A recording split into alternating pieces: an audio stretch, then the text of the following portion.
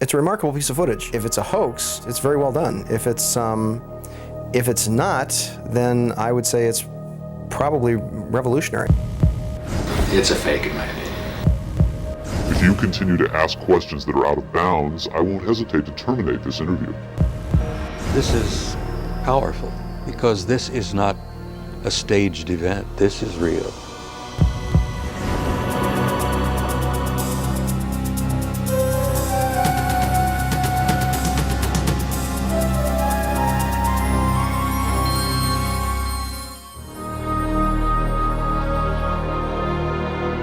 Interest in UFOs and Area 51 is at an all-time high. Last year, a highly rated TV special and best-selling home video purported to show an actual autopsy of an alien being from the famous Roswell, New Mexico crash of 1947. Many people and even some experts believed that autopsy footage was genuine. If that was indeed the body of an alien being from another world, could the footage in this program be the world's first hard visual evidence of an actual living and breathing alien being? An alien being communicating in an interview with a highly covert arm of the US government? If the footage we're about to show you is genuine, then this could very well be the most important video in the history of mankind, proving once and for all that we are not alone.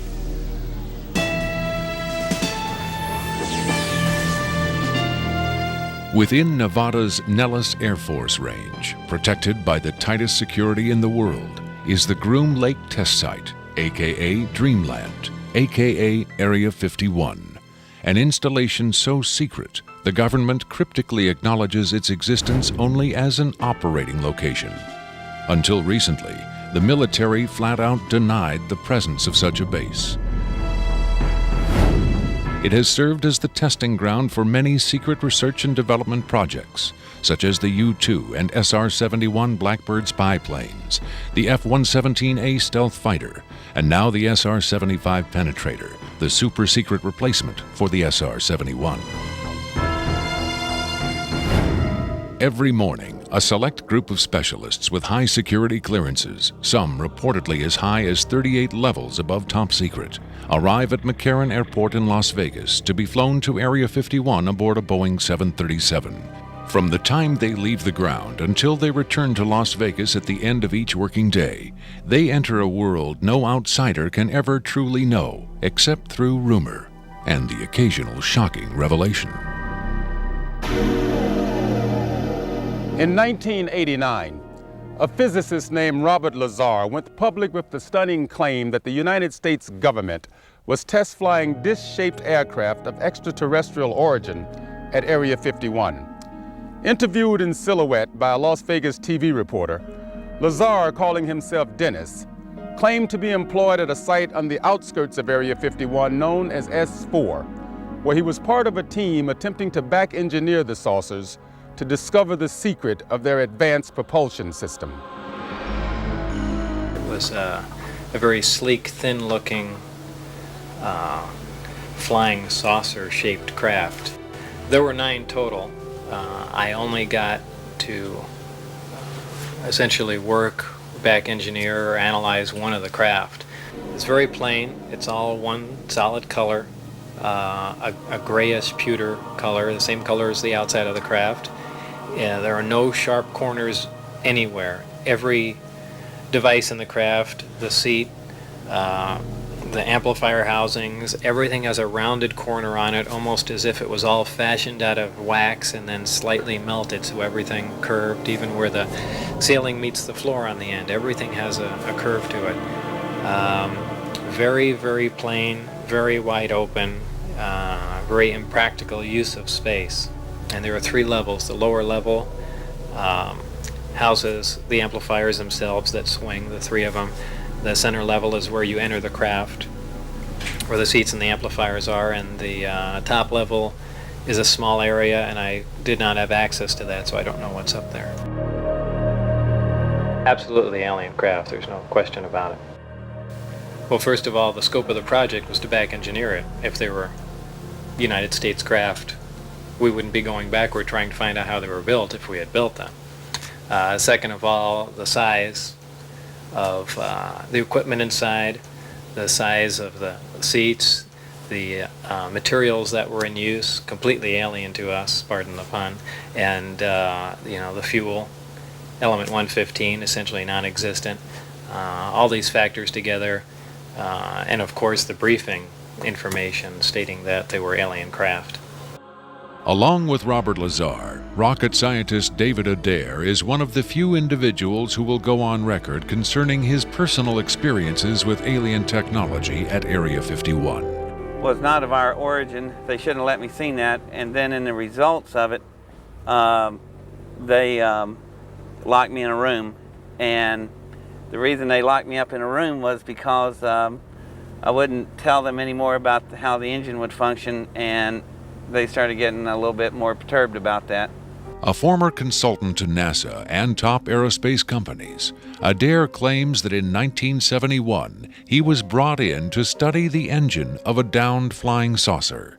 What I was looking at was a technological marvel of its time, and it was a magnificent thing to see sitting there, and the whole situation just started really getting me more angry than anything, because the fact that they could sit on such a hunk of technology and not tell us about it. Here we are using liquid fuel engines and rockets at NASA, and here they got an engine that's probably, in theory that we know of, could be a speed of light, an engine capable of speed of light or even faster. Ufologist and lecturer Sean David Morton has appeared on Sightings, Strange Universe, and Hard Copy. He offers his own perspective on Lazar's stunning claim and the super-secret Area 51. Area 51 is approximately 135 miles north of Las Vegas. It sits in a box that's at the western middle corner of the Nellis test site. It was originally called the Groom Lake Facility, and Area 51 actually gets its name from a bombing classification. There's Area 49, 50, 51, 52, et cetera, et cetera. So one of the things that Robert Lazar told us was that if we simply went out to a black mailbox at 6:30 p.m. on Wednesday nights, that we would actually see flying saucers, that these objects would test, and that this was the military testing time between 6:30 and 9:30, and then early in the morning between about 3 a.m. and about 6 a.m. Vigorous efforts have been made by employees of the government and others to debunk Lazar's claims and discredit him personally. Nevertheless, Area 51 has become the center of a raging controversy, whether in fact certain clandestine agencies of the U.S. government are in secret contact with alien beings. Project Sigma was supposedly a deal between the United States government and various extraterrestrials that after the Roswell crash of 1947, that an organization called Majestic 12 was formed, and then in 1953, President Eisenhower was then brought in on this. Well, there was a negotiation going back and forth between the United States military, the government, and the extraterrestrials. Apparently, we had a number of things that the extraterrestrials wanted. Number one, the military needed hardware. We wanted technology, we wanted weapons technology, propulsion technology, metallurgy technology, and in exchange for this, the ETs were willing to trade us their hardware for our software, and software namely being us. What they primarily wanted was genetic material, and in exchange for that, they were willing to give us certain technological advances, like a number of flying saucers. It is out of Area 51 that the tape we are about to show you was supposedly smuggled. On Friday, July 26, 1996, the offices of Rocket Pictures, a producer-distributor of motion pictures and television programs, received a phone call. A male voice, identifying himself only as Victor, claimed to be in possession of a videotaped interview with an extraterrestrial being. Tom Coleman, president of Rocket Pictures, was intrigued enough to take the call. I, of course, thought this was some hoax. In fact, I thought it might have even been my brother at one point. But as we spoke, this was someone who seemed to be very serious. We went back and forth on this, and I basically decided that, this is a little bit too weird for me. Thank you and goodbye. As I hung up, I had a very strange feeling that maybe, just maybe, there was something here. He said he had a tape of a space alien, an ET, that was being held in a military installation in Nevada. I'm not sure as a prisoner or a guest. And he had this on tape. As we've already heard from Sean Morton and others, this is not the first time allegations have surfaced that the U.S. government is playing host to extraterrestrial biological entities, or EBEs. The first and most famous alleged contact was the Roswell flying saucer crash of 1947. This is the incident from which the alien autopsy footage supposedly originated. But there have been persistent rumors that not all of the aliens retrieved from the Roswell crash were dead. The final fate of the survivors, if any, is unknown. 2 years later, however, in 1949, another alien is reported to have survived a saucer crash, and this being, known as EBE-1, was taken into custody and kept at a safe house. EBE-1 supposedly suffered from chronic health problems, which the doctors of the time were helpless to treat.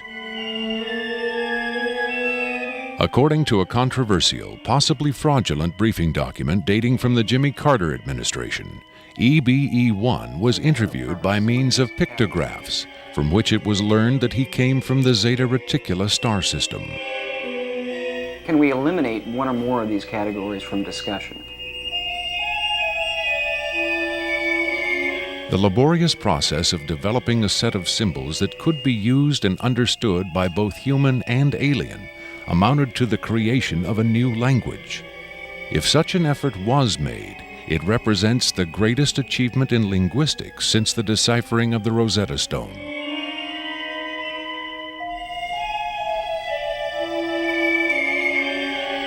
That such an achievement would be kept secret illustrates the hysterical paranoia of the time as the Cold War intensified under the threat of nuclear annihilation.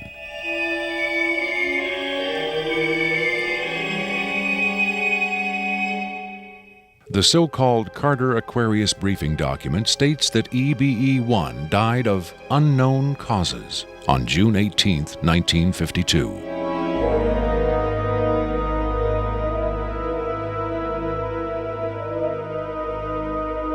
Skeptics who doubt the authenticity of the Carter-Aquarius document find it unbelievable that highly advanced alien beings would allow one of their own to die under the primitive medical care of a species that had barely begun to conquer its own diseases.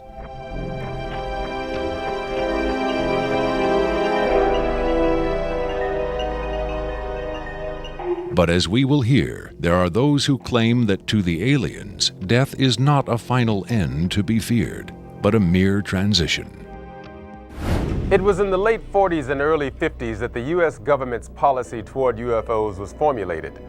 Publicly, there was Project Blue Book, which made a great show of gathering data on all the major UFO sightings, finally declaring them all to be hoaxes, mass hysteria, or swamp gas. But secretly, there may have been another policy at work. Over the years, several documents have come to light which seemingly confirm that a clandestine group, Operation Majestic 12 Group, aka MJ-12, was formed by special classified presidential order on September 24, 1947, for the express purpose of gathering information on UFOs and extraterrestrials, while at the same time keeping such information not only from unfriendly powers, but from the American public as well. If indeed Area 51 has become the nation's repository for alien technology and possibly alien visitors, then the extra-constitutional justifications for such secrecy were developed in the MJ-12 Group's planning sessions. James B. Forrestal, Secretary of Defense under President Harry Truman, is widely accused of being the mastermind behind the creation of MJ-12. Once created, Majestic may have expanded its mandate beyond what Forrestal had intended. Whatever secrets Forrestal may have known concerning flying saucers and alien visitors, that knowledge died with him when in 1949 he mysteriously plunged to his death from a window at Bethesda Naval Hospital. Though he was being treated for depression, many UFO researchers doubt that his death was a suicide and point to the sinister workings of the possibly mythical MJ-12, which in their hypothesis may have been protecting its secrecy from a man who had come to believe the people had a right to know. As late as 1989, according to Bob Lazar, the identification badges at Area 51 read MAJ for majestic. In December 1994, a document purporting to be the Majestic 12 Group Special Operations Manual was leaked to a noted UFO researcher. It contains the following directive under the heading Isolation and Custody. EBEs will be detained by whatever means are necessary and removed to a secure location as soon as possible. There follows this disturbing amplification. Although it is preferable to maintain the physical well-being of any entity, the loss of EBE life is considered acceptable if conditions or delays to preserve that life in any way compromise the security of the operations. From the beginning of the UFO age, it seems, secrecy was always the government's prime directive. In 1988, another anonymous government source, codenamed Falcon, claimed that a second extraterrestrial biological entity, EBE-2, voluntarily became a guest of our government, allowing himself to be examined and interviewed. In this scenario, Area 51 became, for a time at least, a sort of extraterrestrial embassy, the setting for mankind's first attempt at diplomacy with beings from another world. Different sources disagree as to how communication was established.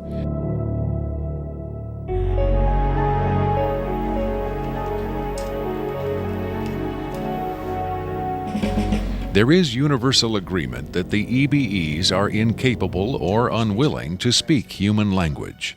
In addition to the pictographs used by EBE-1, it has been reported by Falcon that in the early 1950s, EBE-2 was fitted with some sort of artificial voice box, allowing him to speak words, and that he learned the English language very rapidly. Other sources doubt this story, however. By our kind, do you mean we Americans? What has been reported most persistently is that the aliens communicate via thought projection, or telepathy. They would have been tortured, made to give up their secrets, instead of questioned in this friendly manner. We cannot be forced to communicate. Has it been tried? Not by us. We speak to who's ever willing to listen. The idea of telepathic communication with alien beings carries with it the same doubts and controversy attached to telepathy itself. Do the practitioners of this ancient art really have the ability to read minds? Or are they crafty charlatans who simply tell the listener what he or she wants to hear? If the cynics are right, then the self-proclaimed telepaths recruited by the government in the 1950s were playing an astoundingly daring hoax by claiming to speak for the mute visitors from the stars.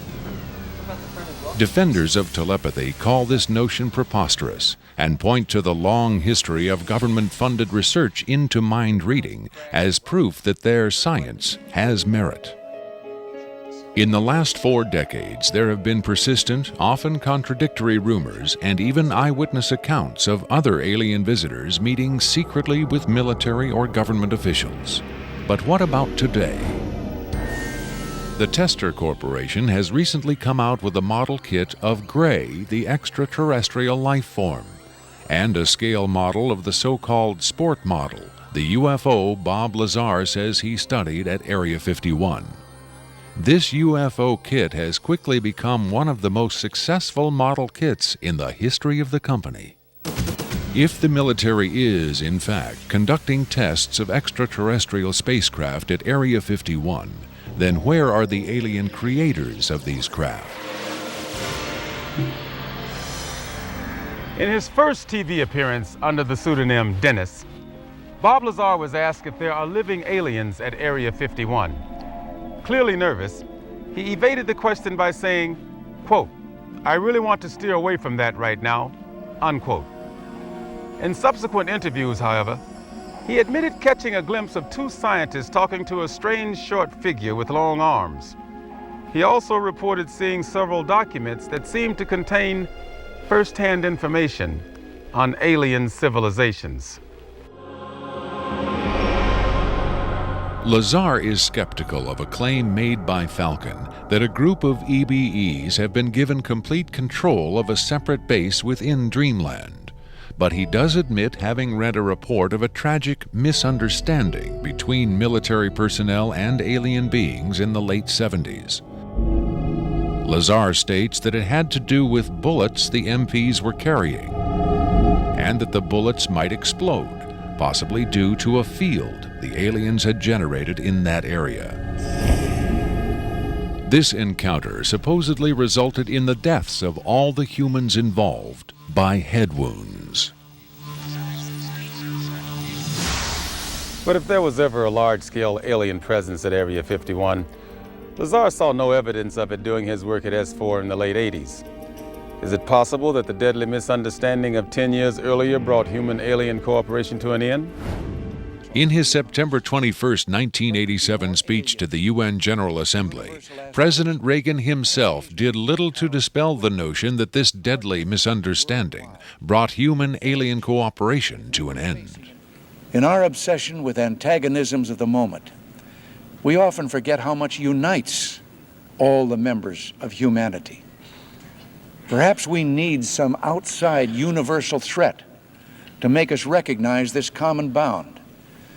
I occasionally think how quickly our differences worldwide would vanish if we were facing an alien threat from outside this world. Are the inconsistencies between various tales coming out of Area 51 evidence that these stories are lies?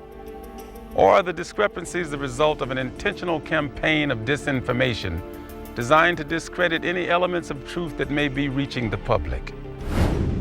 If so, how does Victor fit into the jigsaw puzzle of questionable witnesses to the alien presence at Area 51? Is he a hoaxer, a government dupe, or a frightened whistleblower with the hard evidence to back up his story? I made it very clear to Victor that his credibility was the entire issue here, and that everybody's going to think this is a hoax, and that how are they going to possibly verify this? What he said was, you can do anything you want in terms of verified, any type of due diligence. He will answer whatever questions put forward. We could do whatever type of checking. We could bring in experts. We could have the tape tested. We could, in fact, he encouraged all of these aspects. He just did not want his face and his real name revealed. At Coleman's insistence, Victor agreed reluctantly to appear on camera, but only in disguise, in shadow, and with his voice electronically altered. The questions were agreed upon in advance, but during the actual interview, the discussion occasionally deviated from Victor's approved questions. What is your occupation at Area 51? I won't answer that. I have had reason to be present at Area 51, but I'm not going to clarify whether or not I was there as an employee. Are you saying you were there as a visitor? I'm not going to specify why or in what capacity I was there, only that I was there.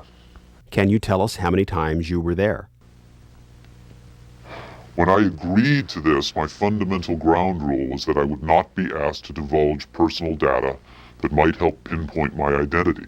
If you continue to ask questions that are out of bounds, I won't hesitate to terminate this interview. Are you saying that the number of times you were present at Area 51 is enough to pinpoint your identity?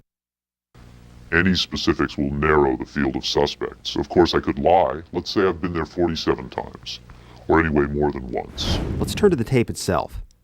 The copy you've supplied is not the original tape. No. Was the original at Area 51 when you copied it? That's out of bounds. Is it fair to assume that the copying of tapes at Area 51 is heavily restricted? You can assume anything you like. I would say that's a fair assumption. That's obvious. I will say that this tape was copied under special circumstances. Otherwise, copying it would have been impossible. Can you be more specific? More specific? Okay, I'm sure they've figured this much out already. Recently, there was a wholesale transfer of video documentation from analog tape to digital disc storage. In a couple of instances, this allowed data to leak from a highest security system to a less high security system. Even so, this particular tape was the only... I think that's about all I'll say about that.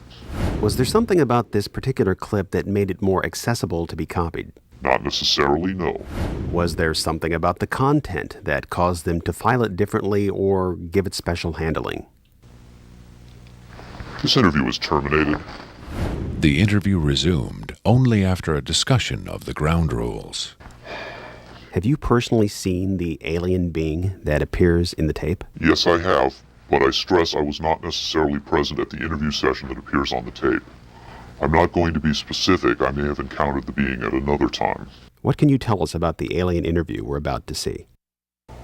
This one is rather recent, very late in the series. The interview process has been ongoing since the being arrived, which was in 1989. Approximately twice a month, they sit it down for a session that generally lasts from 3 to 5 hours. If they try to go longer than that, or if they schedule the sessions more frequently, the being becomes unresponsive. There's a fair amount of infighting among the scientists from different disciplines to get their questions asked. What has the alien revealed? Various minor technical details of the saucers. The physicists and engineers are frankly frustrated. They feel the being is withholding information. Possibly concepts are getting lost because all the information has to come through a telepath. But also it may be that the bulk of their scientific knowledge is just too advanced to be translated into our primitive conceptual framework. It's analogous to if a human scientist were to try to translate quantum mechanics into the grunts and screeches of a chimpanzee. That's not a very flattering comparison. Frankly, there's a high attrition rate for scientists in the program. You'd think they'd be energized by the challenge, but a lot of them take the ego deflation very hard when they find out not only how much they don't know, but how much they aren't even capable of understanding. What else has the alien communicated? Oddly enough, the being seems to have a much easier time communicating spiritual concepts.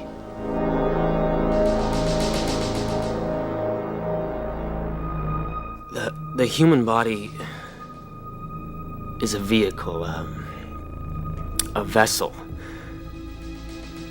And the vessel must be maintained to serve the spirit with maximum efficiency. But a broken vessel can be replaced. The human spirit, or the soul, can have many vessels. Is the process natural or technological? Both are one. Technology is a natural excrescence of humanity. Technology is a process the vessel uses to perfect itself. So this transference of the soul from vessel to vessel, did your kind create the mechanics of it, or is it a natural... Did it predate the intellectual creation? Before understanding must come acceptance. Then it's not technological. Well, I think what he's trying to say is that the question is meaningless. The soul can travel from vessel to vessel. Reincarnation, transfiguration, whatever. It's real. What I'm getting at is, does he know how it's done? Victor uses the term vessels to refer to the alien's conception of the body as a disposable vehicle for the soul. The UFO cult known as Heaven's Gate used the term containers in a similar context. The mass suicide of the Heaven's Gate cultists illustrates the dark side of accepting such ideas at face value. Doe, the Heaven's Gate cult leader, preach that humans can pass from container to container. The mysterious Victor, on the other hand, harbors no such belief. In his interview, recorded months before the Rancho Santa Fe tragedy, Victor made his attachment to his own earthly vessel abundantly clear. And let me just state here publicly, to head off any clever ideas anyone might be having, I have never been, am not now, and never will be suicidal. But how would the public know if something happened to you, since we don't know who you are? I'm taking care of that, trust me. If something happens to me, if I die, people will know who I am. Do you think it's a reassuring sign that these aliens can communicate with us on a spiritual plane? It would be nice to think so, but I'm not sure if it's really such an achievement considering the mismatch between our intellects. I mean, you're not going to have much luck making your dog understand calculus. But if you pet him on the head and say, "Good dog," aren't you communicating spiritually? And doesn't the animal control officer say, "Good dog," when he comes to put some poor stray to sleep? Doesn't the vet try to reassure the animal just before he spays it? When you're dealing with beings whose intellect is so far beyond your own, I don't think it's safe to assume they have your best interests at heart. What about the content of the tape segment you brought? As I said, this is late in the series. In fact, it's quite close to the end. Because of his unwillingness to reveal his own identity, Victor's story stands or falls on the credibility of the tape he supplied. Here, exclusively, for the first time anywhere, is the uncut, uninterrupted alien interview tape, shown in its entirety in real time.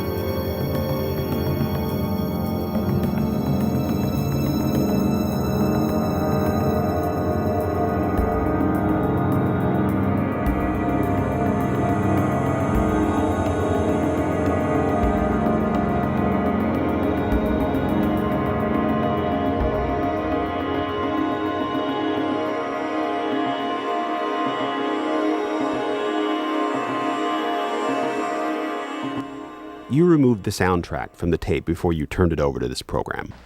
That's correct. I can't allow the voices of the project personnel to be heard by the general public. There's a very good chance their family or friends on the outside might recognize them. Is it your purpose in releasing this tape to expose Area 51 to the world?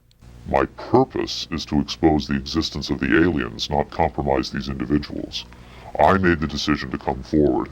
I'm taking precautions to protect my own identity, and I don't think it's fair for me to put these others in danger of exposure.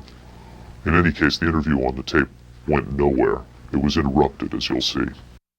Can you describe for us what we're seeing? All right, we're looking at the interview suite at S4. It's kept dark for the comfort of the aliens. The figure who is just barely visible in the left foreground is the telepath, and behind the camera is a raked seating area for observers. Although in this case, I believe the only other person present was a military aide. The alien is seated behind a glass partition in a biocontainment area, which is maintained at Biosafety Level 2, the lowest designation. That's primarily for the protection of the aliens, not us. The theory is that if they were going to infect us with an alien bug, it would have happened 50 years ago. In fact, all the indications are the aliens eliminated microbial and viral life from their own ecosystem long ago. They aren't susceptible to our diseases directly, but it has been shown that microbes can reproduce and form colonies within their respiratory systems, which tends to exacerbate the debilities they seem to suffer anyway in our environment. In fact, you can see here the alien is beginning to flag. The interview was not going well. The telepath was trying to clarify some points from a previous interview, but he wasn't receiving coherent responses. As you can see, the being is in real distress. At this point, the telepath is sending out a message to the medical staff. He's trying to communicate with the alien, but he's getting no response.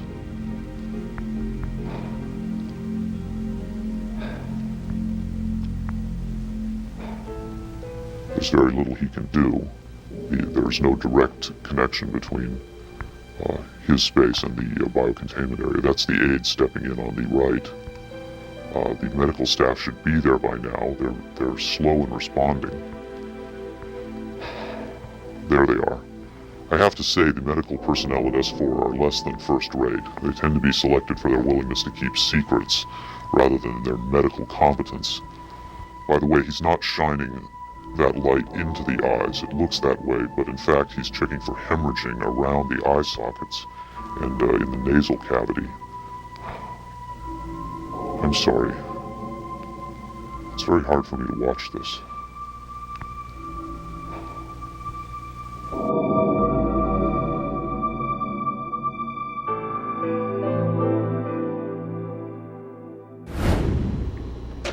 You're asking me if I think this is real? That have I finally seen a space alien?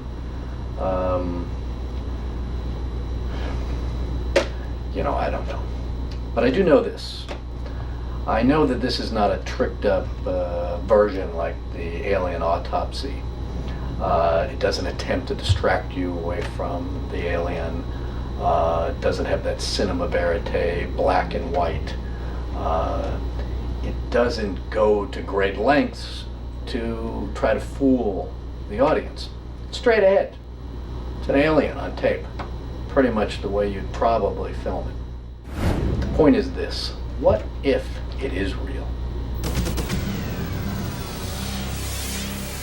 In evaluating the authenticity of the alien interview tape, the logical place to begin is with the videotape itself. What can the technical details of this recording tell us about its origin? Rocket Pictures sent Victor's original tape to the Phoenix laboratory of renowned image analyst Jim Delatoso. Using the most up-to-date digital technology, Delatoso tried to determine the tape's authenticity. I've been exploring, looking at different aspects of the image itself to develop questions for a matrix on is it real or is it fake. I grabbed a frame in the computer and we're outputting it now in digital format, and you can see that we have an absolutely solid picture. What we've done is taken the picture and moved it over so that we can look at the information that's in between the frames. Now, when we look at the motion video, we can see that it still is not bad. And when we have this little indicator down here, it tells me that the original image was transferred using some kind of time-based corrector. These are video screens up here, television, video monitors, and they're off at an angle. If this was shot using a video camera with lines on it, we would see moire patterns up there, and we don't see the moire patterns. So there's a probability that this was shot originally on film, possibly a film stock like 72-52 or 72-47, depending on the lighting. The idea that these images may have originated on film is in direct contradiction to Victor's statement that the interview was shot on video. On closer inspection, Delatoso decided the images could indeed have been recorded by a video camera under certain specific conditions. In this case, I get the sense of it that this was originally created using either film, transferred telecine to beta, that then this is the third generation, or it was taped under very low light conditions with the video gain boosted probably 12 dB. Even the emotionless analysis of a computer cannot provide a definitive answer. Delatoso's efforts yield tantalizing hints, but in the end they only increase the mystery. One of the key things about this creature are its eyes. Like the other experts, video analyst Jim Delatoso was emotionally affected by what he saw. He took the tape very seriously and offered this personal opinion. If someone faked this, I don't like these people. I think it's a bad thing for people to do, because if extraterrestrials come here, it's an incredibly important thing to understand who they are and why are they coming here. If this is not faked, I think we've got a glimpse here of a sense of communication with someone who came from a long distance away. When asked his opinion of the alien interview, Adair was careful to answer only in terms of his own experiences.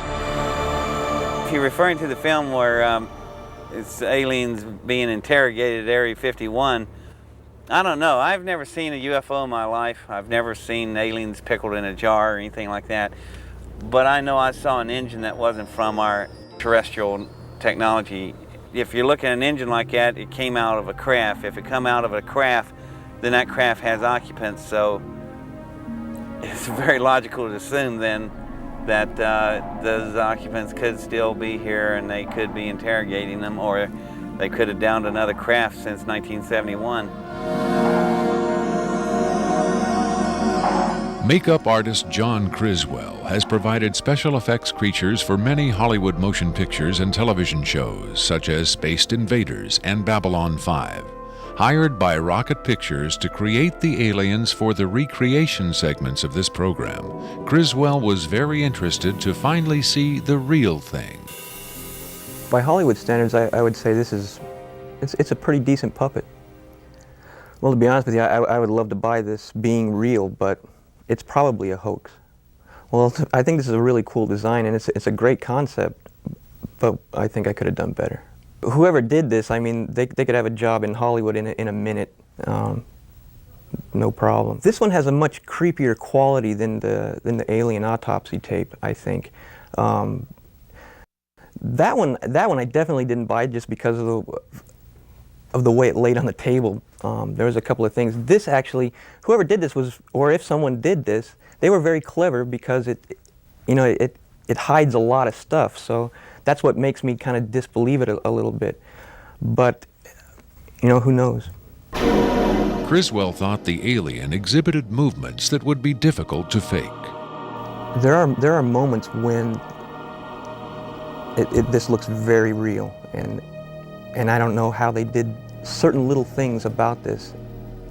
So right when I would say that it's definitely a puppet, he moves a certain way, or he'll lift up in the frame and all that, and all these little things are important to the, you know, to the character of it. Academy Award winner Rick Baker is one of Hollywood's reigning masters of makeup effects. He transformed Eddie Murphy into a 300-pound man for The Nutty Professor and has created monsters for countless films, including An American Werewolf in London and the UFO-related Men in Black. Baker dismissed the tape as a fake. Yeah, this doesn't fool me. I don't buy this. I think this is a puppet, and you've got a table in the foreground that's hiding the rest of its body. You've got some kind of whatever that instrument is in the foreground. It's also lit very mysteriously. I think if you were going to record this alien, you would want to see it, and you wouldn't want to hide it behind a table, and you would light it in a way that would show up much more than this. And this particular movement, this head-jerking movement here especially, looks very puppety to me. It looks a little overdone and very much like a guy with his hand inside this thing maneuvering it.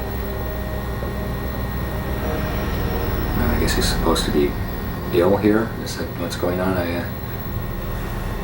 It just looks like they went to a great deal of effort to hide as much of the anatomy other than the head on this puppet, and I just don't buy it. I would be willing to stake my reputation on the fact that I think this is a hoax. It's very interesting to see them. In Baker's opinion, there was no controversy at all. It's a fake, in my opinion. We could build better. We have built better, actually. UFO expert Robert Dean, on the other hand, had no doubt whatsoever that the tape was authentic. This is powerful because this is not a staged event. This is real. In the 1960s, Robert O. Dean served as an Army intelligence analyst at NATO headquarters in Europe, where he claims to have seen first-hand evidence of alien beings and their artifacts. Retired from the Army, he is now a highly regarded UFO researcher and analyst. Dean was asked to view the tape and offer his expert opinion.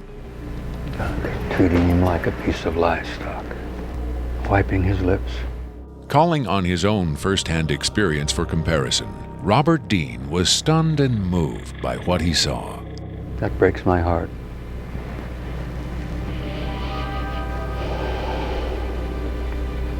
I think you've got yourself a piece of legitimate footage here, and I think you've got your hands on some pretty sensitive material. I don't know how the hell you got this. I don't know who you got it from, and frankly, I don't want to know who you got it from. But you got yourself a tiger by the tail with this footage. I would say, and I know that that's one of the things you ask of me, is that you've got yourself some legitimate footage of one of the little guys being interrogated and filmed. And there's a reality to it, and there's a sensitivity to it that literally breaks my heart. But I tell you very strongly, you've got something here that is very sensitive. Well, I know that the level of classification on this kind of a thing is so far damned above top secret that you can't imagine how sensitive this kind of thing is, and how delicate it is, and how tightly the government sits on anything like this. Sean Morton looked for clues to the tape's authenticity in the technical details of the interview's setting. Okay, there's a couple of interesting things about the tape right off the bat. Morton tried to decipher the time code at the bottom of the screen. First off, what you're looking at in the time code is DNI, is Department of Naval Intelligence. So Department of Naval Intelligence, this would probably be a file number 27. It could be a security level, however, because security levels are supposedly go up to Q36, or the highest ones that we know about. The first interesting thing about that is that I'm noticing what looks like a medical monitor, and look at how slowly and erratic the heartbeat is.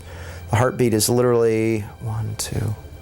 It's very, very erratic, and it looks as though the heartbeat, being as erratic as it is only about, from counting that, it looks like it's about 30 a minute or so. Morton suggested an alternate explanation for the video's dim lighting. One of the unusual things about most of these particular race of aliens is they are very, very sensitive to light. So a lot of these interviews are conducted in very darkened rooms. To Morton's eye, many features of this alien dovetailed with accounts of other first-hand contactees. Another strange thing about the physiognomy of these creatures is, as well, is if you will notice that the neck itself is not at the back of the head like a human being is. The neck is actually in the center of the head, which is what actually gives it problems holding its head and its neck up. Whatever this is, it's being taken, the interview is actually being done through a piece of glass, which is probably something somebody faking the photographs probably wouldn't think about. Right there we see that the creature appears to be choking. The dark eyes, in many cases, are actually a form of lens that guards the creature against untoward sunlight. It's a remarkable piece of footage. I mean, it's very, very, very, very interesting. If it's a hoax, it's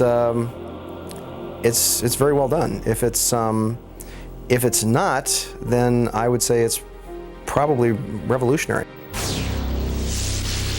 Another expert who was asked to examine the tape was Michael Hesseman, one of Europe's leading UFO researchers and author of the international bestseller Beyond Roswell. When I got the first information about the alien interview footage, and when I saw the first picture, I said there might be a connection to a real incident. Hesseman was intrigued both by the alien's appearance and by Victor's claim that the being arrived at Area 51 in 1989. If it is authentic, it might be the most significant film ever published, ever shown on television. For several years now, Hesseman has been investigating reports that the South African Air Force shot down a flying saucer in the Kalahari Desert in 1989. According to Hesseman's sources, 2 survivors were retrieved from the downed saucer. One was sent to Wright-Patterson Air Force Base in Ohio, and the other to Area 51.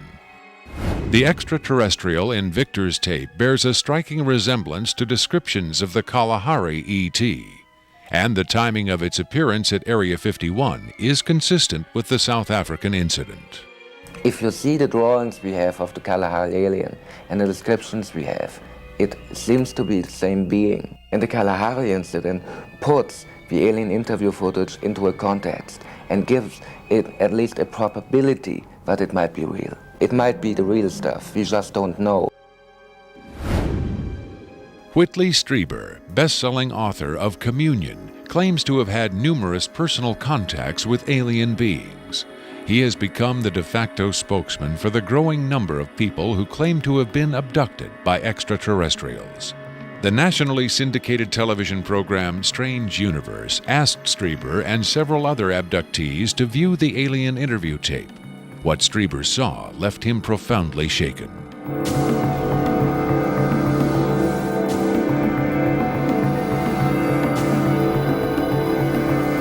Strieber would not agree to be interviewed on camera for this program, but on Strange Universe, he had this to say.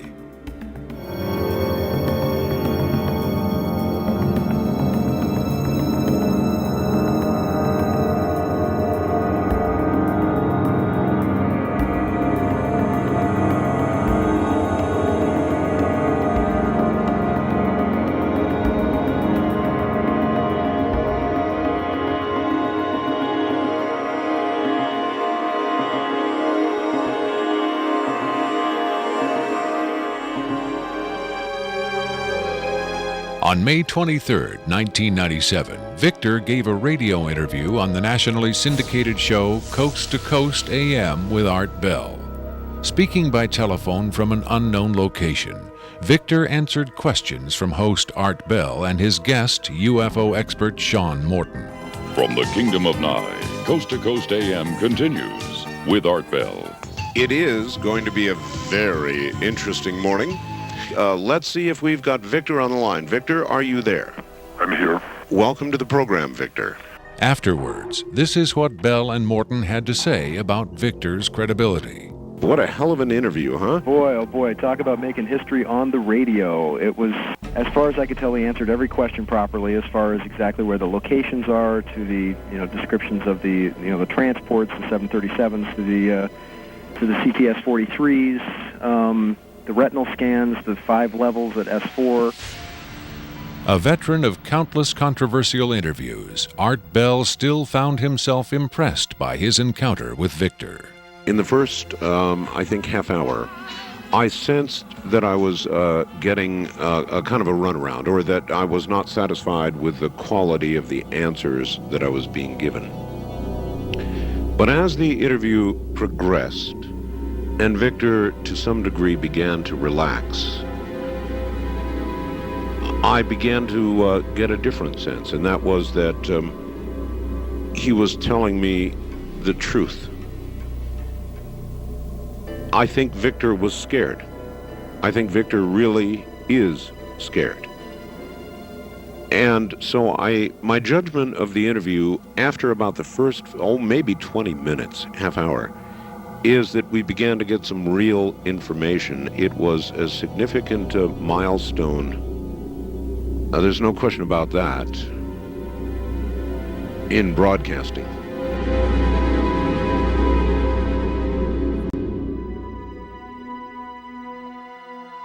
If the government has really been in contact with superior aliens, wouldn't we see some evidence of it? For instance, amazing new scientific discoveries. Limitless free energy? A cure for cancer? We might if the government's motive were the betterment of mankind. The government's motive is control. And just as much as they crave control, they fear loss of control. Knowledge is power, but power does not necessarily confer competence. The people at the top of this program are intellectually very average. They're not capable of making proper use of what's been handed to them, but they have no intention of letting anyone else ever get a chance to solve the puzzle. And let's not forget there's also the real possibility that the government is being manipulated by the extraterrestrials for their own purposes. You could have released this tape to the news media, but you insisted on being paid for it. Doesn't that cast doubt on your own motives? Yes, and I was aware of that going in, but that's a cross I'm prepared to bear. I find it disgusting that the most important event in human history is being kept secret simply because certain unimaginative officials have the power to do so. But at the same time, I do see the irony in my own actions. All I can say is, had I had the choice, I would not have insisted on profiting from this revelation, but since by lifting this veil I've endangered not only my career, but possibly my life, I felt the need for some small measure of monetary freedom to deal with any eventualities. And let me say, I could have demanded significantly more money than I did if I had been willing to compromise my anonymity. There have been other whistleblowers who jumped at the chance to become celebrities, which I think casts even more doubt on their motives than some people may be casting on mine. Do you believe your life is in danger as a result of making this tape public? I would hope not.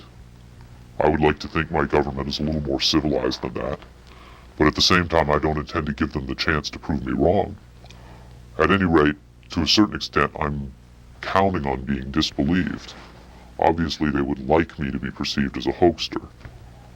If something were to happen to me, if I should die suddenly in a freak accident, it would obviously lend credence to my story, and I assume they understand that and will act or not act accordingly. Why should anyone believe this tape is authentic? Use your own judgment. That's all any of us can do. There's been so much secrecy and disinformation over the last 50 years that it's become impossible to prove anything in the face of official denial. Of course, the flip side is nobody really believes anything the government says. Robert Dean heads a growing movement lobbying Congress to release former NASA intelligence and military officials from their security oaths so they can talk openly about U.S. involvement with UFOs and aliens. As early as '49, your government knew we were dealing with extraterrestrial intelligence.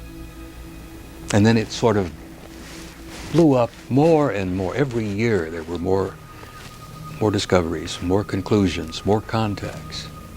And as you probably know, we have indeed retrieved crashed hardware, and we have reverse engineered it, and we have indeed been flying some of that hardware in this base not too many miles outside of Nellis, near Las Vegas. Dean believes the time has come for the government to tell the people what it knows. The truth has got to come out. We're over 30 years too late. The people not only have a right to know, they have a need to know. And damn it, I stand in this belief, and I will say this and stand by this till the day I die. Congress has the responsibility, Congress has the obligation to the people, to the Constitution, and to the nation.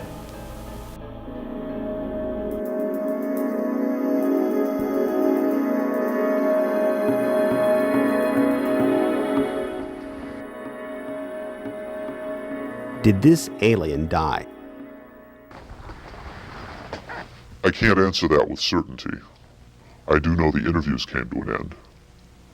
Whether the being died or was retired, and I don't mean that in the spy thriller sense of having it killed, I mean retired from the interview process. I just don't know. I'm fairly certain it didn't go home, at least not in the physical sense. But these beings, they don't seem to be very concerned about dying or avoiding death. Why do you think that is? Maybe they know what comes after death with more confidence than we do. Maybe there's another vessel waiting for them on the other side. The other side? Yes, which may in fact be where they come from in the first place. I've heard the claims that they come from Zeta Reticula or the Pleiades, but it hasn't been established that they come from out there at all. Their saucers may not travel through space as we know it. They may fold in from another dimension, another reality. You make them sound almost supernatural, like angels or devils. Supernatural is just a term for aspects of nature we don't understand. For many people, they certainly do serve the functions of both angels and devils, forces we can't comprehend. Have you had enough of me? I think I've earned my money.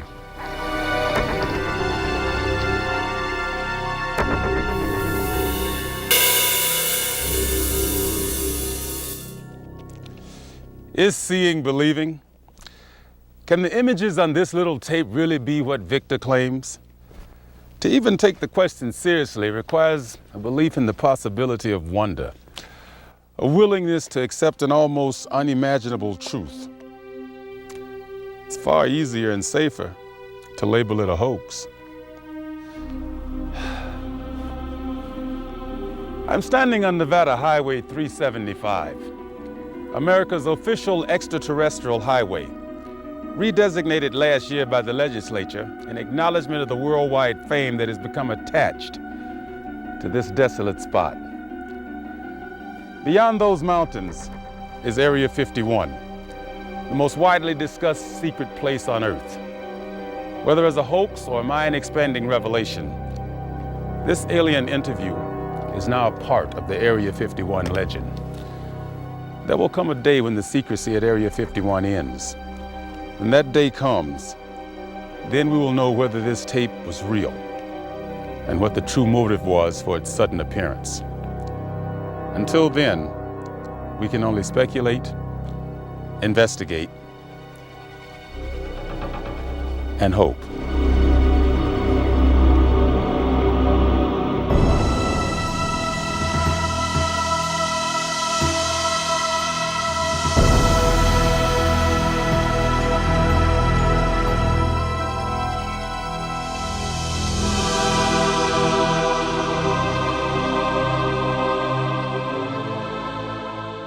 I've essentially been living in hiding.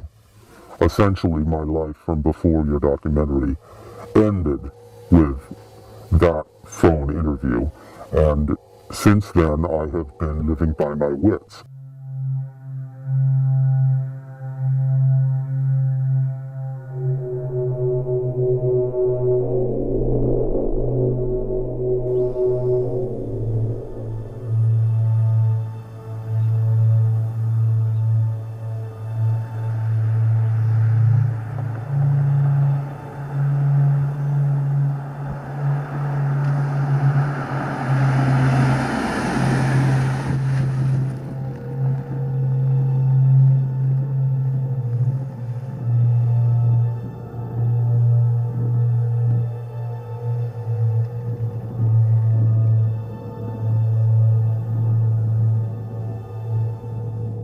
two of you, two cameras. I was under the impression that it would only be you and your camera. All right, Victor, duly noted. But you did come to us yes. and request this interview. Yes. And you did request money, which you've been paid. Yes. Per your insistence, it was just to be me. Yes. And I'm not a professional cameraman, so I did bring along a second cameraman to shoot some additional footage so we have something to cut to. Okay, on B camera? B camera set. Okay, here we go. So, Victor, here we are. Well, I must say that I never expected to hear myself called Victor again, or to find myself in disguise in front of a camera again. It's now been 11 years since we last conducted that interview. Yes, the Art Bell interview you arranged for me. In May 1997. As the interview progressed, I began to get a different sense, and that was that he was scared. I think Victor really is scared. That was a pleasant experience, I say with some sarcasm. Looking back on it now, 11 years later, you didn't want to do it. I did not want to do it on the day that I did it. You and that rocket man foisted it upon me after we had made an agreement for one on-screen appearance in your little documentary, and then somehow that agreement metastasized into an ongoing series of promotional appearances, which was not part of the agreement. You agreed to do that one phone interview with Art Bell Coast to Coast to promote the video at the time. Which was a live interview, and I had made it abundantly clear that I was not to be put in a position of revealing my whereabouts in a live situation. Again, Victor, with all due respect, you knew that the Art Bell show was live. You say that now, that's not how I remember it, but in any case, it's a thing of the past. Well, in any event, you contacted us for this interview. This situation has not been of my choosing. If I came to you and requested, as you say, in fact, I find that characterization insulting. I did not request to give you information. I offered you information. Yes, I did demand payment. Certainly I demanded it. I would not have been given it had I not demanded it. You are the businessmen. You are the filmmakers, the video makers, the documentarians. You and that rocket man, you have made whatever profits have been made over the last decade off of the... I can't think of a reason why I would want to be giving you information were it not for the money. Certainly any illusions I had that my information might actually spur the government have been sadly mistaken. It's been 11 years since I brought out that tape. What follow-up has there been? Who among these so-called ufologists, these self-proclaimed investigators, show me one of them that's demanded information about S4 under the Freedom of Information Act. Show me one of them that has seriously attempted to confirm or deny the existence of the alien interview program. All they care about is talking among themselves and making videotapes, making documentaries, promoting themselves. Do you at least feel vindicated that no one has conclusively debunked the tape? What the only vindication that I could imagine would be if the government finally revealed all that they know about these aliens. So are you saying that the internet truth seekers are not living up to your expectations? That is an understatement. Well, I should say they perhaps are living up to my expectations, since my expectations were admittedly low to begin with. All the days in which people took Bob Lazar seriously, and who is that person in your documentary, that Morton character? Sean David Morton. Yes, a researcher. What has he discovered to corroborate or debunk the interview since that time? He was more than happy to take it at face value. Then, when he too was being paid, I assume you paid him as well as me. All of these people are charlatans. All of these people are at best hobbyists and at worst professional con men. Well, I'm assuming that you've seen the finished product. What did you think of Bob Dean's interview, the retired NATO commander? Well, he took the video at face value, but that was a case of being correct by accident. What about Rick Baker? Rick Baker's won Academy Awards.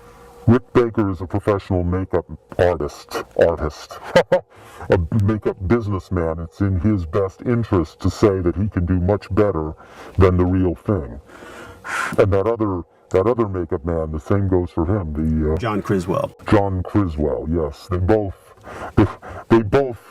were happy to brag that they could create a more realistic alien. Fine. Well, where is it?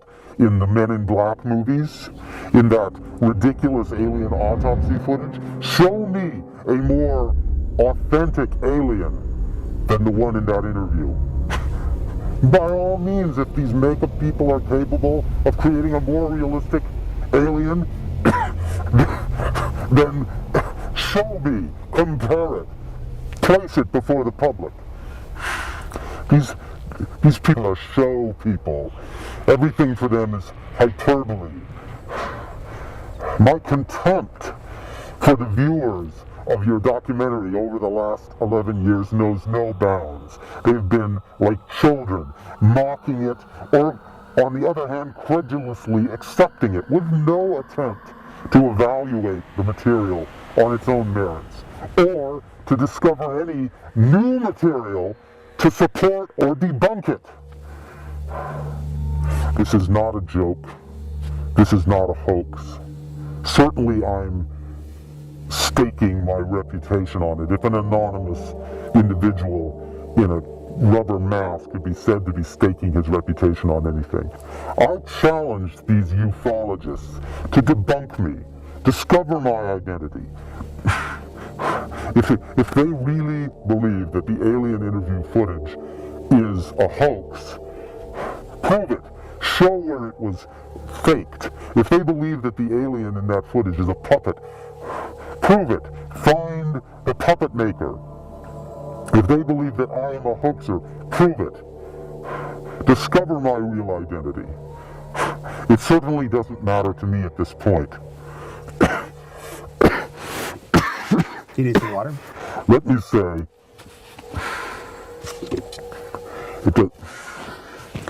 no. And let us finish this. All right. Let's move on to some new areas. How do you respond about rumors in the UFO community that Cheney and Rumsfeld have known about the EBEs since the Nixon administration? Well, certainly Cheney knows everything there is to know within the government. There's not much that is kept secret from the general public that Cheney does not know. As for Rumsfeld is a bombastic clown, but he has certainly shown quite a bit of interest in new technologies, shall we say. I will say this to those UFO researchers who seem to be sitting on their hands waiting for someone else to bring them information. If you do your research and discover where Rumsfeld was in the middle of March of this year, I think you will learn a few things that perhaps you would like to know. Would you care to elaborate? No, I would not care to elaborate, and I frankly don't think that you, the producers of this documentary, would like for me to elaborate. Do you think that President Bush has been kept up to date on our ET program, or that Cheney has kept all the information from him? President Bush, now there is a puppet. There is your artificial marionette. And no one seems to be able to identify him as an artificial president. Why should they be able to recognize a real alien when they see one? President Bush is irrelevant to the process of government, and certainly irrelevant to the decision-making that goes on from the Vice President's office. While we're talking about the current administration, what are your thoughts about 9/11? I'm not going to talk about 9/11. You're not going to talk about 9/11. 9/11 is like the Bermuda Triangle. 9/11 is not part of this story. Shall we say that?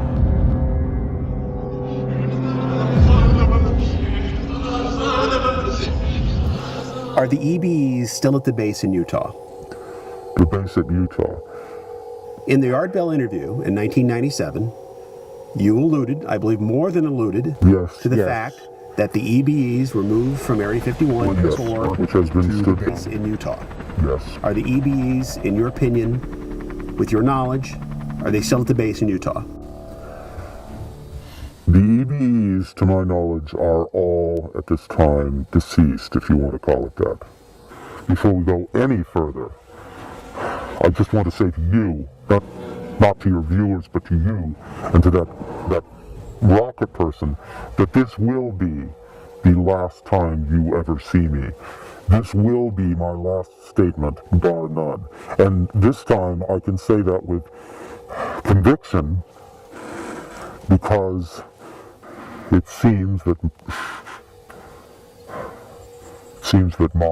this container has reached its expiration date. I am apparently not long for this world. So, this will be my final testament.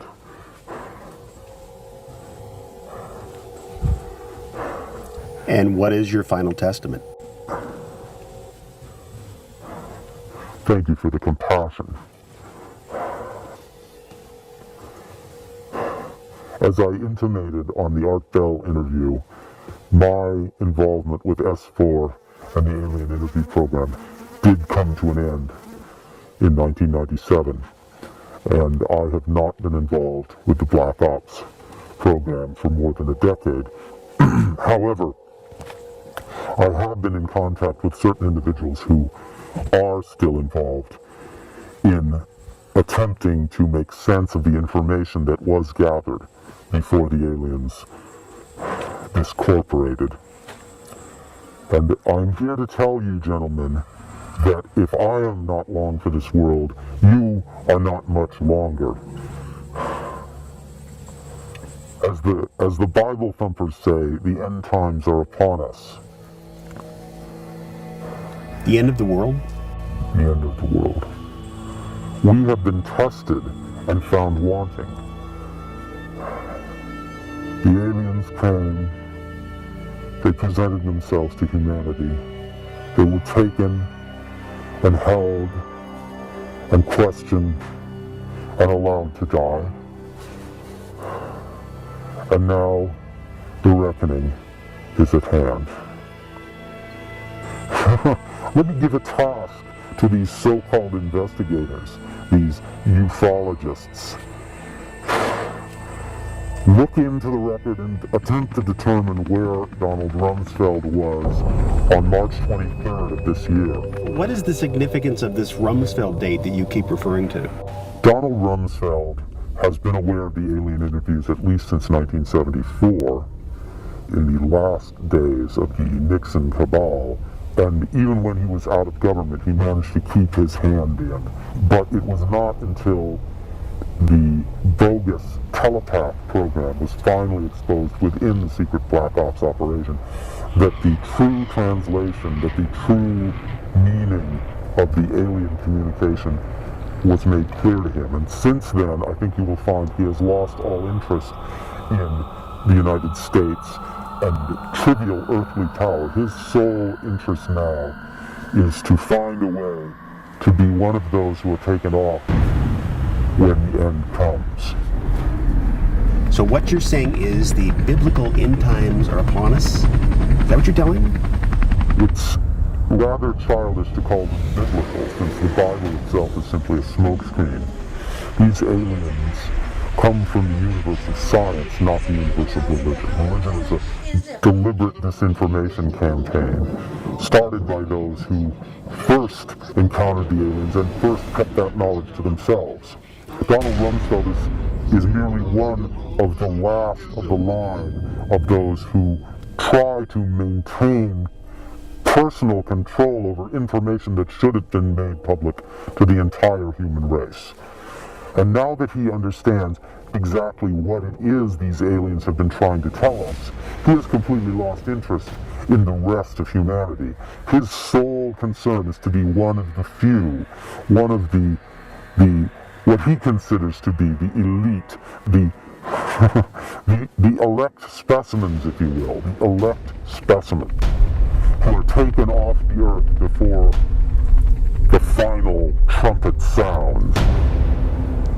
Well, I have to tell you, this sounds an awful lot like Armageddon. I mean, 2012, the Mayan calendar.